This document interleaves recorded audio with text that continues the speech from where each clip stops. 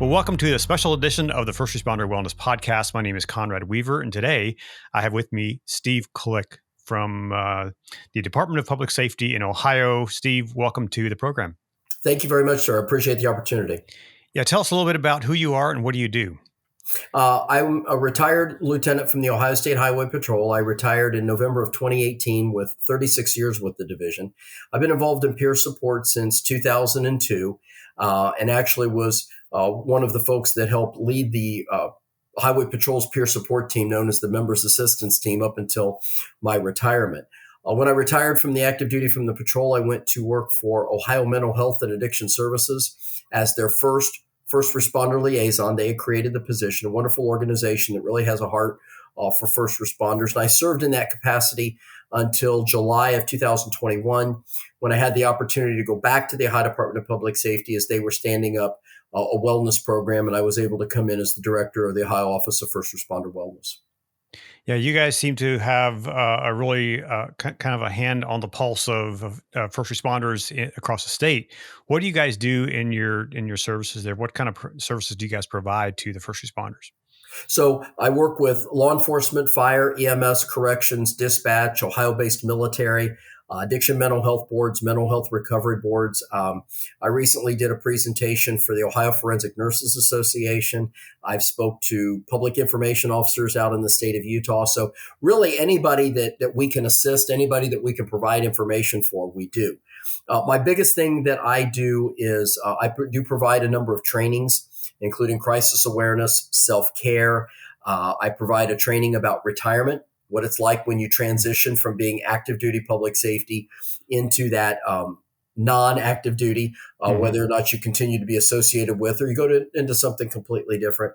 I do a class on what do you do when your agency loses somebody to line of duty, accident, or suicide.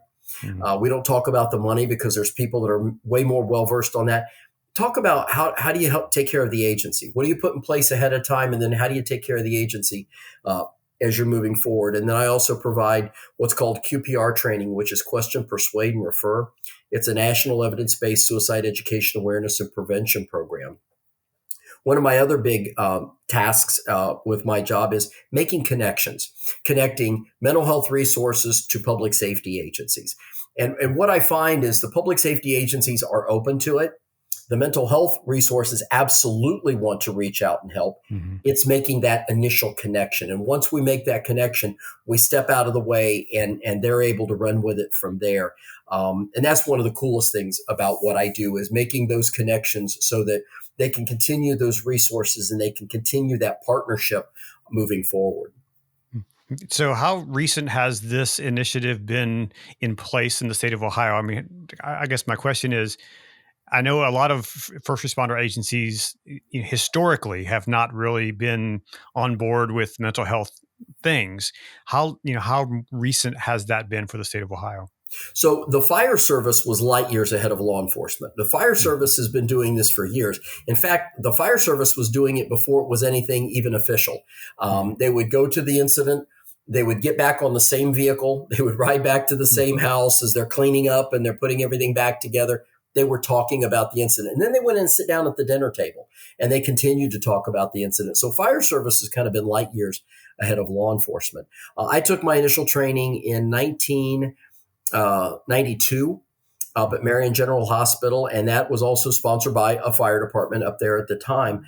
Law enforcement was slowly coming into it. And then, of course, with the events of 9/11, a lot of organizations started looking at more formalizing their peer support, including the Ohio State Highway Patrol, where they created the Members Assistance Team in the spring of 2002, which was made up of sworn officers as well as civilian personnel that would come out and speak to officers and dispatchers and so forth within the division when things had happened.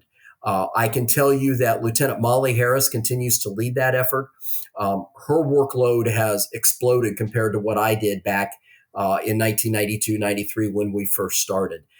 They make those resources available to any agency in the state of Ohio, police, fire, EMS, they don't care. If something happened, they make their folks available to assist in that peer support role. And one of the most important things about peer support is being that initial help to that first responder, but knowing when you need to pass them on, that soft handout to the mental health resources, because it's kind of exceeded what we're capable of doing. And we want to make sure that we're getting them to those appropriate resources and building those relationships and partnerships around the state of Ohio. It was really exciting over the last couple of years under the American Rescue Plan Act of 2021. A number of agencies across Ohio began to designate individuals to be their wellness coordinators, create wellness programs within their agencies, which has been very exciting. And we continue to work with some really great organizations. One that jumps to mind immediately is the Marion, Ohio City Police Department, who put together really a great package. And they continue to work with other agencies on how they can kind of replicate that and provide those resources for their first responders. In your years of experience in law enforcement, I know you've seen stuff. You've been involved in things. How has peer support been there for you? How has that worked for you personally? Well, it's kind of funny because I believe that the work that I do now and have done over the last couple of years probably was a big help to me as well. Given some situations and some incidents that I was involved in my career, being able to talk to other folks and share those experiences and be around folks that have a heart for that has certainly helped me in dealing with some of the situations that I dealt with. If you talk to any police officer, firefighter, medic, dispatcher, corrections, they've got a whole list of what I call ducks, which are those little things that have happened over the course of their career that just kind of nibbled at them. We all know what the bears are. Bears are, gunfights and mass casualty things and stuff like that. And the bears are there, but not as often as the ducks are. And, we want to make sure that first responders are aware of those ducks, trying to be, helping them to be resilient, to be able to deal with those ducks and move forward in a way. I've seen the peer support evolve quite a bit from some of the situations I was involved in early in my career as a trooper, where we didn't have anything in place. It was basically like, you okay? You need anything? Let us know if you need anything, which who of us are going to step up and say, yeah, hey, I'm struck. Right. We toughed it out. Our common answer to that a lot of times is I'm fine. And we know that fine is not a word, it's an acronym. And it stands for fouled up, irrational, neurotic, and emotional. But when we say we're fine, we're not really. If we're good, we say we're good. But for years, how you doing? I'm fine. I'm fine. And you just kind of moved forward. Again, my being able to do this work the last several years of my career, and then now moving on that I have as in retirement, has been as much a help to me in dealing with some of the things that I dealt with during my career, as hopefully that we're continuing to be for Ohio's first responder community. Mm-hmm. So when a big incident happens, and I want to kind of reference the accident that happened a couple of weeks ago, just east of Columbus, there on I-70, Yes, sir. where a bus of school children, high schoolers, was hit by a semi truck. How does your organization come in and help those first responders who were on the scene like that? So what was really, and we're starting to see this around Ohio, a lot of resources immediately poured into the scene. For instance, the Ohio State Highway Patrol's peer support team immediately responded. They're working with the fire service, the EMS, the law enforcement that was on scene. Again, though that scene was hours and hours of dealing with that, getting the vehicles separated, getting the roadway back to being, everything else. So there was a lot of involvement there. But then we were also able to partner with Ohio Mental Health and Addiction Services to provide resources for some of the folks that you don't normally think about. For instance, the wrecker service. The wrecker crew they had 9 trucks on scene. They were there for hours. They were exposed to the trauma of that crash as well, and helping, separate the vehicles and do so in a manner that allows for, the things that need to be done. Also, the Public Utilities Commission of Ohio, the commercial inspectors that had to be out there to inspect the bus and also inspect the truck, and they were exposed to that. So it was a very much a partnership effort. The lead, obviously, was the Ohio State Highway Patrol's peer support team under Lieutenant Harris. But myself and Nikki Riley from Mental Health and Addiction Services were able to help kind of on the edges. We're going to continue to stay in touch with those agencies and those different departments. One of the things that I think is important is, that's continued follow-up with agencies. It's not a one and done. We're still talking to folks in Columbiana County from the train derailment. They've got an amazing group up there that's working to help their first responders, but we're continuing to support them in their efforts to support their first responder community right there. We reached out to Tuscarawas County, to the mental health folks over there, said, we know this didn't happen in your county and it didn't happen to your agencies, but it happened to your community. What can we do to provide you any of those resources? And then honestly, Conrad, a lot of times we just try to make sure that they know we're here. A lot of times they take us up on that, and maybe not immediately, but we hear follow up. Hey, could you do this? Could you do that? But we also understand they're busy. They're all grown-ups. They know what kind of work they're doing. We want to make sure that they know that there are resources there. They're not alone, and we don't want to bug them. So if they reach out to us, we immediately step in, do whatever we can to provide them those resources and everything else like that. That is part of the reason that Governor DeWine created my position, was to make sure that we had somebody at the state level that was, somebody that folks could call for assistance. There's some great things that are being done all over the state of Ohio by local peer support teams that, work with one agency or work with a number of agencies regionally. There's a lot of great work being done by a lot of wonderful people here in the state. So in a situation like what happened a few weeks ago, how do you deal with those folks that perhaps aren't quite as open to someone asking, how are you doing, or really digging into that? How do you approach that, even in the weeks following an event like this? The biggest thing is to let them know that they're not alone, that there are resources available, and that there are other people that understand. And then, like I say, you do that soft check back. You never want to be a pest. You never want to be, somebody that they, see it, they look at their phone and they roll their eyes. It just wants to be hey, I just wanted to check in, see how things are going. So they understand this wasn't just for that one day where, now you're kind of on your own. We want to make sure that we're continuing to follow up with them. And I know the patrol's peer support team is continuing to do that. Again, some of the other teams that we called in to help the wrecker services and stuff. One of the things about peer support is that reinforcement of, hey, we're here, whatever we can do to help you, if you just want to talk and everything else like that. It's something that's an ongoing thing. Again, we're still working with Columbiana County. I imagine we're going to be working with some other jurisdictions around the state of Ohio. And the other cool thing, Conrad, is jurisdictions are being a lot more open to asking for that. Whereas before it's, we got it. Now it's, can you come in and can you talk to our folks? Or down the road, can you come in and can you do one of your classes or something like that? Or what ideas do you have? Who can you connect us with? And again, those mental health boards, those peer support teams that are the local teams that are the boots on the ground, technically, those folks are doing great work and keeping in touch with the state resources. And honestly, anything that, Nikki, myself, Molly, or some of the other folks do, it's strictly, what can we do to help you? You tell us what you need and we'll do whatever we can to assist you. I mean, it seems to be really important to have kind of that collaboration among agencies, among organizations. It kind of helps spread the load, for one thing, because if you're just a few people dealing with this over and over again, it's going to be traumatizing for that team, right? Sure, absolutely. And I heard years ago, I had a superintendent on the highway patrol say something at a meeting. He says, "No one of us is smart as all of us." And I think about that all the time when you've got resources, again, like Lieutenant Harris and Nikki Riley and stuff like that. When you have those resources and you take advantage of those resources, it only can make things better. There's things that they think about, one of us might think about that the others didn't think about.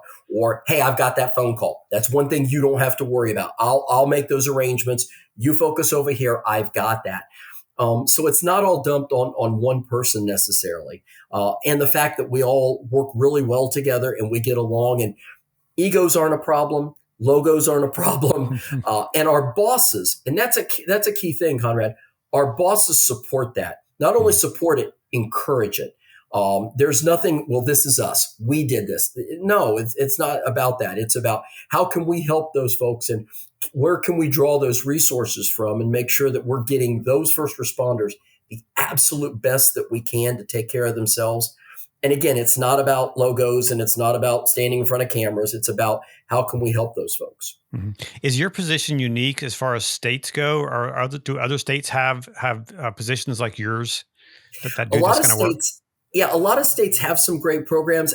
To the best of my knowledge, I am kind of unique in that at this level, we don't oversee, we don't direct, we don't do anything like that. We're strictly here as a resource. Mhm. So a lot of states and a lot of larger agencies have some really great people that are doing that. To the best of my knowledge, Nikki and I are probably two at the state level. Um, a lot of states that have programs seem to originate with their highway patrol or state police agencies only because they're statewide. Right. In a state, you've got some very large city departments, you've got very large sheriff's departments, very large fire departments, but it's your state agencies that kind of touch all corners of the state. So you see a lot of those programs start with that, and then they grab those partners from all over the state and pull them in, so that it's not a state police or highway patrol program. It's a statewide program, but the big state agencies kind of have the reach and they have folks kind of all over the state, which enables them to kind of start that. What are some of the important elements for a state agency who perhaps is looking at what you guys do and say, hey, maybe we can do this in our state? What are some of those important things to think about as you're developing this kind of a program? You need to select people that folks are going to listen to and trust. You need to work with clinicians that get first responders. And there are some really, really good clinicians out there that truly have a heart for first responders because it is a unique culture. It is a unique community. It is different than medical. It is different than youth. It is different than a lot of these different, groups. Just the things we see, the things we experience, the things we do, our training, our personalities, our cultures are unique. So you've got to make sure that you've got good clinicians that understand that unique culture. It's a little bit weird because it has to be top down, but it also has to be bottom up, if that makes sense. You have to have the support of senior leadership. Senior leadership has to say, this is important to us as an agency, as us as an organization, as us as a state. It's important to us, but you got to have that buy-in from the ground of saying, look, and it's just time, proving that they can be trusted, proving that it's there for the first responders, that there's no ulterior motives and stuff like that. And that's just something that takes time. We've been very fortunate in some of the leadership that we've had here in Ohio, both Colonel Paul Pride, who created brought me into doing this work towards the end of my career. The current superintendent, Colonel Chuck Jones, continues it. The director of the Ohio Department of Public Safety, Andy Wilson, has a heart for this. He really does. And so having that top-down support, but then going out in the field and making sure that they understand this is for them. It is confidential. We're not going to talk about what you talked about. This isn't about taking your badge or pulling you off that fire truck or pulling you out of that medic. This is about putting you back in that medic, on that fire truck, in that cruiser, but being in a healthy way. That's what it's about. Letting you continue to do what you've been called to do, what your heart tells you want to do. We just want to help you continue to do that in a healthy way and make sure that your family's happy and that you're happy and that you can do this as long as you want to do it. And then when you step out like I did, that you're in a good place and that you're comfortable and you're happy with the things that you did and you feel like, you made a positive contribution. That's the big important thing. I've been talking to first responders all across the country, and with the events that we do with our film, we often talk about, the money spent up front is so much less expensive than to try to fix something on the back end. Absolutely. What do you guys do to kind of help prevent some of these issues up front before a critical incident happens? That's why a lot of the trainings that we do, we consider to be proactive. I want to come in, for instance, when we talk about crisis awareness, I want to come in and I want to let you know these might be some of the normal reactions that you or your coworkers might experience after one of these situations. My goal in that is when that happens and you feel that, you're like, oh, that's right. They told me this was normal. They told me to expect this. And because they told me to expect it, I'm not crazy, I'm not weak, and I'm not alone. I tell folks all the time, Tell me about your incident. Tell me about your reaction. Give me 20 minutes in a computer, and I will find 3 other first responders in at least 2 other states that are going to tell almost exactly the same story. The location was different. The names were different, but their reaction mirrors what you went through. You're not isolated. You're not alone. And that's what sometimes a lot of us think we're the only ones. We also have that stigma issue. I'm the big brave trooper. I'm the police officer. I'm the firefighter. I'm the medic. I help people. I don't need help. And we're trying very hard to explain, no, sometimes we all need that. Every one of us needs that opportunity to recharge. And maybe we need help. And we do it in a heartbeat on helping, lift a patient or move a piece of equipment or make a certain arrest. We absolutely count on backup. Well, we need to count on backup on the other side of it as well. Yeah, that's so important to have that in place so that people understand that it's okay. It's okay to have that help, up front. You mentioned a little bit about retirement planning and that kind of issue. In fact, this week's episode of the podcast, I talked to a psychologist who has written a book about retirement. What do you guys teach in regard to retirement and planning for that, and preparing for maybe the letdown that happens, after the badge is put down, after the job is in the rearview mirror? First responders are, like I said, a community all on their own, and they're very resilient. If they aren't, they don't make it through basic training. And that's kind of why basic training is designed the way it is to kind of, let folks know that that's not for them if that's the case. So they're already resilient. What I want to do, what we talk about in our retirement course is be prepared for that not having rank or initials in front of your name. So at 19, I was cadet. Then when I went to the academy and graduated, I was trooper. Then I was sergeant. Then I was lieutenant. And then on November the 16th of 2018, I was just Steve. And, that's okay. I love retirement. I tell everybody, I strongly encourage it for everybody I can. But you got to be prepared for it, because shortly after I retired, I was teaching with the post commander of one of our patrol posts, and I stopped at the post. We were just going to ride together up to where we were doing the presentation. And my swipe card didn't work on the back door anymore, so I couldn't get in the back door. I had to come in the front door like a civilian. I hadn't done that since 1982. I come in the front door, and there's a camera and a mirror, and can I help you, sir? And I finally spit out my name, and they were like, oh, Lieutenant. They hit the buzzer, and they let me in. Well, that was over 5 years ago. Nobody in the field remembers me now. You got to be prepared for that. It wasn't an insult. It wasn't a slam.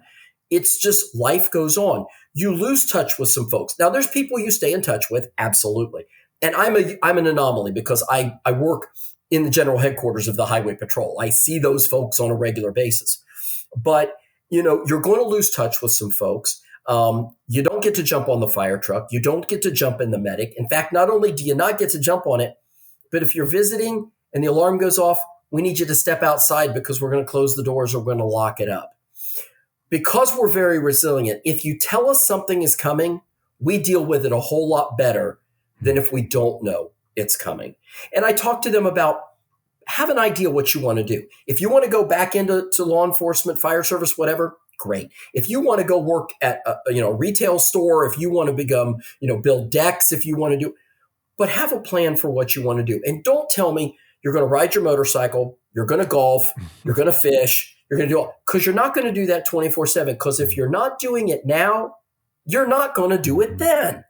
So have a plan of what you want to do. If you want to advance your education, great.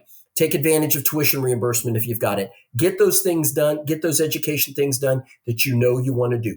Plan for that next stage of your life. And if that next stage is, I become Mrs. Click's Mr. Click, that's great too. And that's okay. You've done your time. A good friend of mine retired as a lieutenant in the patrol, and I called him a couple of weeks later. He goes, I don't know what it's like to be unemployed. And I said, you're not unemployed, knucklehead. You're retired. There is a difference. And I had to remind myself of that because I had a break in service, a mandatory break in service between the time I retired and I started with mental health. And I had to remind myself pretty much on a daily basis, you're not unemployed. You're retired. You worked for this. You earned this by your years of service. And if we can get them to understand that, you are still valuable, you're still important to your family. I saw a thing the other day, and I think this is so true. The main mission, what is the most important thing that old law enforcement officers can teach young law enforcement officers? And it was to learn to be old law enforcement officers. Mm-hmm. That's we are resourced. I know agencies that still continue to use their retirees as a resource. They come in and they talk to recruits. They continue to be part of the organization. They have events, and that's extremely important. Don't lose that experience, that knowledge. That was one of the things when I came on. There was 3 tiers of troopers. There was the old guys on days that had been there and done that. There was the guys on afternoons that kind of a combination of older and younger, didn't want to get up early. And then you had the really hard chargers that are out there on midnights, chasing everything. But we had that advantage to be able to go to those folks. As a new sergeant, I was so fortunate when I made sergeant that I had some of those senior troopers that had more time than I did, that when I said, hey, we're going to do this, they were like, we can do that, Sarge, but could we think about this? And I very quickly learned to listen to that, because they had my best interests at heart, and they'd been doing it longer than I had. And when I decided to go on my own, sometimes it didn't work out so well. When I listened to those guys, they always took good care of me. So I think it's important that, we prepare for that. But if I'm going to step completely away from that world, that's okay too. I did my time. I asked my wife when I first retired about getting a reserve commission at a local department. What did she think?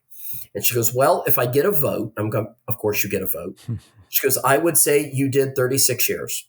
You were on the motorcycle for 6.5. You taught rookies firearms. You've fought your intoxicated persons. You've done all that. I'd like you to just be you. And I was absolutely good with that. I did not think at all that was an unexpected request from her or unreasonable request. She lived through that. She lived through the me being gone, and she lived through, me being out on the bike and doing all those other things. It was time for me to do some things for her. And I think that, our relationship is even better and even stronger. And I just want folks to be prepared for that, because that's going to hit all of us, either through mandatory retirement or just, I can't do it anymore and I'm not safe anymore. We want to make sure that we're prepared for that. And that's the big thing, Conrad, that I try to impress in the retirement classes. Be ready for that. Start thinking about it now, because it caught me faster than I thought it would. It was just amazing to me at my retirement, sitting back thinking that, all those years before, I had been in that same building, because my retirement was held at the academy. And I had been in that building as a recruit, as a cadet, 21 years old. And now here it was all those years later. And I was 54, and I'm getting ready to walk out of the organization. And it comes a lot faster than people think. You mentioned something about, younger police officers or younger officers become older officers. Part of that, I think, to accomplish that is self-care. And Absolutely. taking care. So what do you do, and what do you recommend people do to make self-care a priority? It's funny that really I hadn't thought that much about it until I went to the training academy, and I was in charge of the range, and we do a retiree shoot.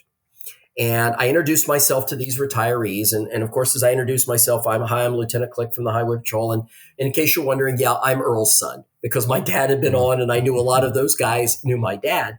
And this gentleman came up to me and he says, Steve, I've been retired longer than I served on the Highway Patrol. And Conrad, that immediately became my goal.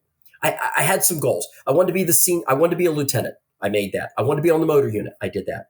I wanted to be the senior guy in the whole state of Ohio. I did that.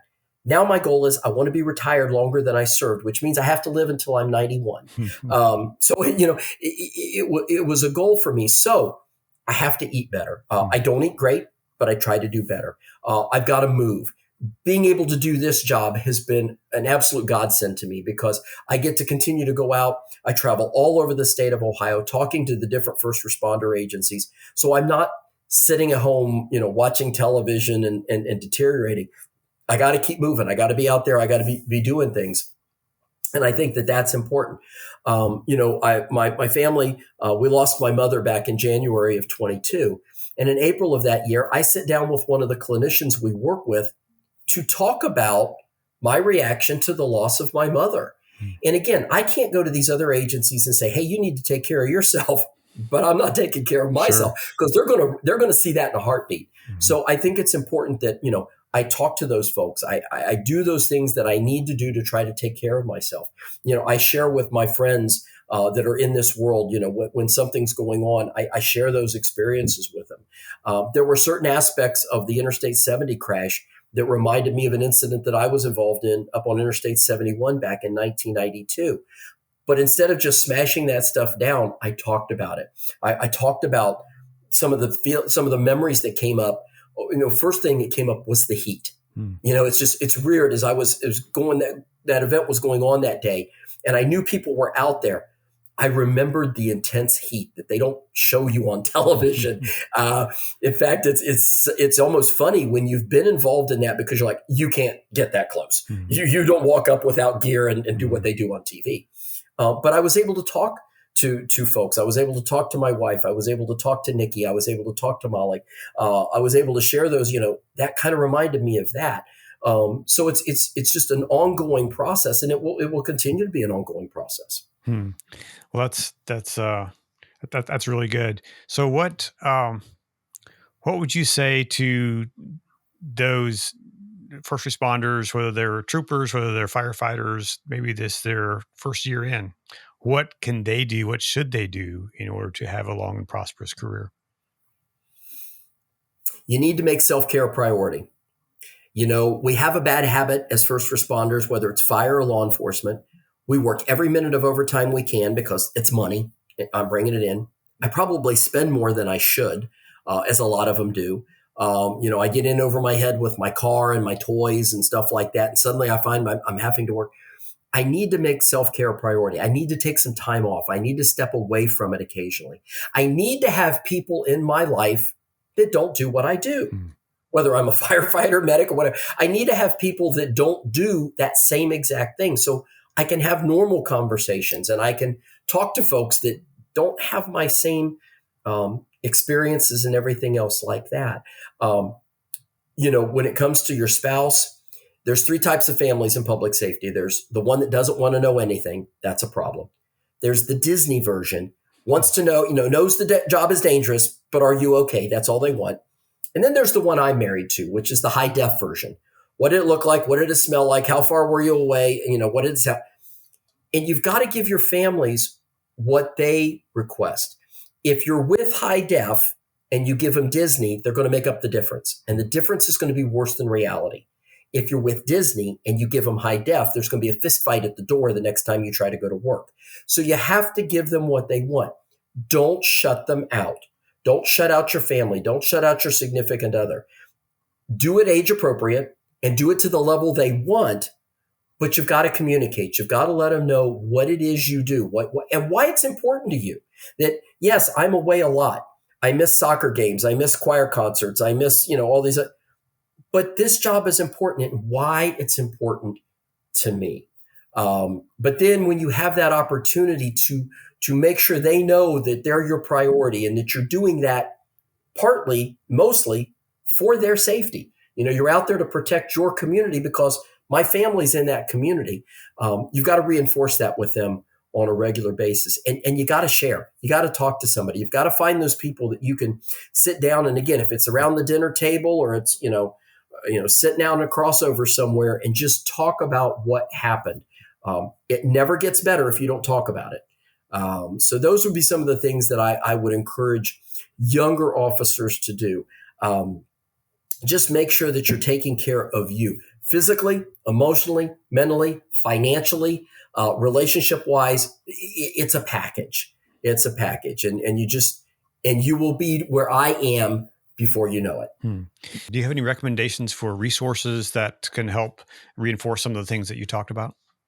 Well, first of all, I don't get any commission from this, but Dr. Gil Martin's book, Emotional Survival for Law Enforcement. And I was fortunate enough last year that I actually got to hear a presentation by Dr. Gil Martin. And one of the questions we asked was, and it was a legitimate question, why isn't this emotional survival for first responders? And he said, because the publishers won't let him, because it's known as the way it is.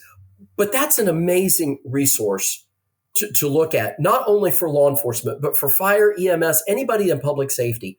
It answers a lot of questions. Share it with those people in your life. Share it with your spouse or your boyfriend or girlfriend. Share it with them. It is a great resource.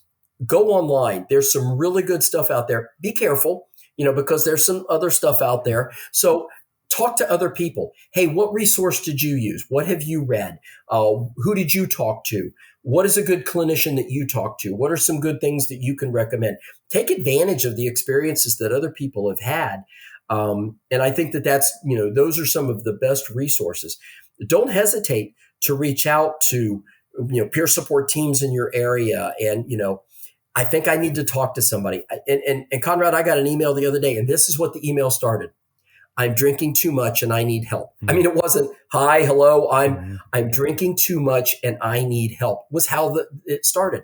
So immediately I'm connecting that person with resources and stuff like that. Be willing to do that. This guy was so brave to send an email to a stranger that starts off with, I'm drinking too much and I need help. He had no idea how I was going to react or what I was going to do with that. But he made that effort because clearly he wants to be better. He wants that help. So don't hesitate to reach out and ask in your area, hey, what are some of the good resources that we can reach out to? What, I think I know the answer to this, but what gives you satisfaction and joy in the work that you do? There's a couple of things. One of the things I got to tell you is when I hear from a chief, regardless what agency, I was going to lose this guy. He was going to quit. He was in discipline. Family life was a train wreck.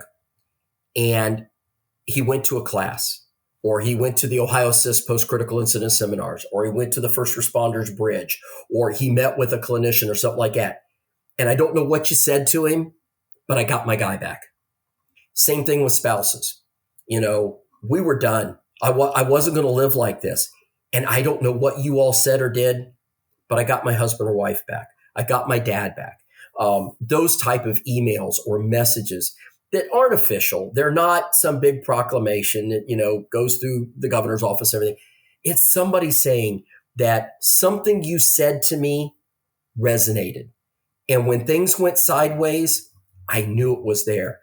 When I was on the patrol, we had a shooting situation, and the young man that was kind of in the middle of the shooting, a bunch of officers from other agencies were involved in this mess. But the one young man from the patrol, who was fairly new and was kind of dead in the middle of the mess, told me later, I know you said a lot to me that day, and I don't remember a word you said. And I kind of looked at him and goes, but you walked in and you shook my hand and told me I'd be okay. That's what gets you to do this. That's what motivates you on those days that you don't, you're like, am I making any difference? I remember that conversation. All the other fancy stuff I told him, it went away, and I knew I should have known better. You shook my hand and you said I would be okay. And knowing that I was able to help that young man through a situation I'd never been in, I was never involved in something like that. Knowing that we were able to do that, and we're doing it on a huge basis that the patrol's members assistance team and folks at OMOS and all these peer support teams around the state of Ohio for police, fire, EMS, and everything, knowing that they're touching people daily and that we can help in any way possible for them to continue that mission. That's, I tell everybody that when they're like, you're retired, right? I said, this isn't work, right? I don't. I have amazing leadership who support me and basically just go do it. You know what you're doing. What do you need? That I never get, you need to do A, B, and C. It's what do you need? And to have leadership that comes at you like that and says, you tell me what you need to do your job better. I get reminded on a regular basis, are you doing something for you? And even my old bosses, a gentleman by the name of Kim Kale that I worked for at Mental Health and Addiction Services, occasionally I'll just get a text message out of the blue. Have you done anything for you today? Question mark, question mark, question mark. And sometimes I have to admit, no. But other times I'm like, yeah, we're on vacation, or yeah, we're going to a nice dinner tonight, or something like Mhm. that. Boy, that's so important, and to be reminded of that is so important. I know that I've had the opportunity to talk to a number of people who are involved in what you do, or similar type of work. And I had one friend who was involved in the recovery community for many years, and he told me at one point that it's hard for me to put my phone down because someone may die, and as I was really worried about him because that's you have to learn to do that to take care of you first, or you're no good for anyone. I remind folks in all of my classes, you cannot be all things to all people at all times.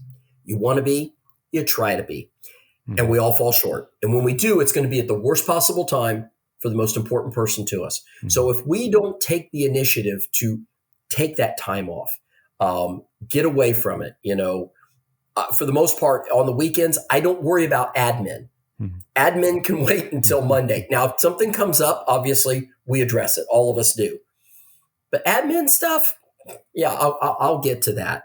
And you gotta create that separation sometimes, because otherwise, I'm not going to be any good when an Interstate 70 happens. Mhm. If I'm not taking care of me, and Molly needs help, or Nikki or somebody like that, if we're not taking care of ourselves, I really emphasize that to the different peer support teams, because you guys are on the front lines. You've got to take that time occasionally, because when I call you, it's really gone sideways, and I need your A game. Mhm. Wow. Well, we'll end it with that. Thank you so much, Steve, for your insights, for the work that you do, for the important work that you guys do there in the state of Ohio. Thank you for supporting all those first responders across the state, and thanks for being on the program today. Yeah, thank you, Conrad, for everything you folks are doing, and for kind of putting us out there and letting us know that folks are taking interested in how we can take care of ourselves and supporting us. So certainly very much appreciated, and giving this opportunity to talk to your listeners. Absolutely. This has been a special edition of the First Responder Wellness Podcast. My name is Conrad Weaver. Thanks for watching, thanks for listening, and thanks for sharing this episode with your network. And if you haven't already, please subscribe and leave a review. Leave a comment, leave a review. Let us know what you think about the show. I really appreciate it. Until next time, take care of yourself and take care of those around you, and go out and do something great in the world.